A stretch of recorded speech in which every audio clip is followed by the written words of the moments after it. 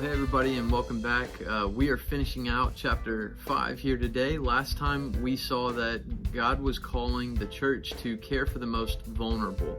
And we saw the theme that we've carried out throughout the whole book of 1 Timothy of purity, where back in chapter 1, verse 5, he says that the aim of the church is love that issues from a pure heart, a good conscience, and a sincere faith.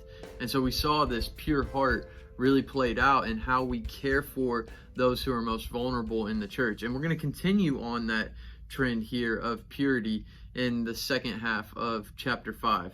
And from verse 17 into the end of chapter 5 and verse 25, we have some ways that the church can prioritize purity. In verse 22 of chapter 5, it says, "Do not be hasty in laying on of hands or taking part in the sins of others, but keep yourself pure." That is the theme of what he's trying to do here in this section that we're going to cover today. And so let's look at what he's trying to get at. The first thing that we need to see is that we keep ourselves pure by prioritizing fairness.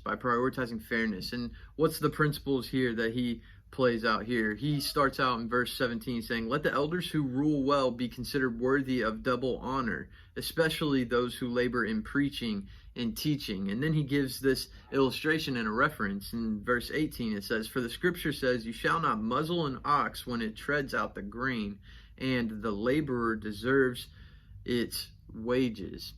The principle here that he's trying to show is that for those that work and those that labor, especially in the church, that we should make it worth their while. That's the reason why we at Redeemer pay pastors and actually give them money for what it is that they do. And then he carries on more fairness principles here. Don't admit a charge against an elder except on the evidence of 2 to 3 witnesses. That there needs to be solid evidence if a case is going to be brought up against somebody. And that is to prioritize fairness. He then goes on and points out that those who persist in sin, that are sinning consistently, should be brought before the congregation. And so not just those that are outwardly doing good things need to be treated with fairness, but also those that are in consistent sin need to be brought before people as well and treated with fairness. But if we're going to live our lives authentically, if we're going to have a genuine faith, like he said back in chapter 1, not just a pure heart, but also a genuine faith, that's going to have to be on display for others in the church. And that is a really critical thing as we're thinking about what it means to keep our ways pure. And he finishes up that section in verse 21 that he says, "Keep these rules without prejudging, doing nothing from partiality." Do you see that he's trying to get us to prioritize fairness here? And in that very last section of chapter 5, he warns Timothy not to be hasty with the laying on of hands. Verse 22. What he's saying is, do your due diligence in preparing people and commissioning people and sending them out from the church. Don't just send anybody out, but actually make sure that they're prioritizing the right things, that they're treating other people fairly, and that they're having a pure heart, a good conscience, and a sincere faith.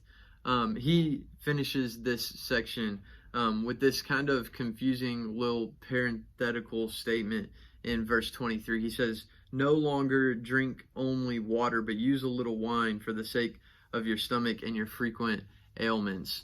What he's trying to do there is he's just trying to say that Timothy needs to be prepared for what's ahead.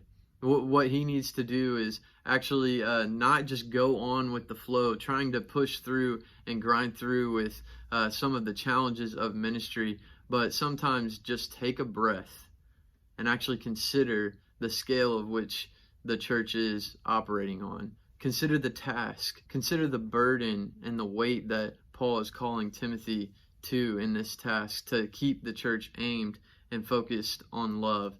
And consider what it means to actually have the church live authentic, genuine lives as they're trying to do this.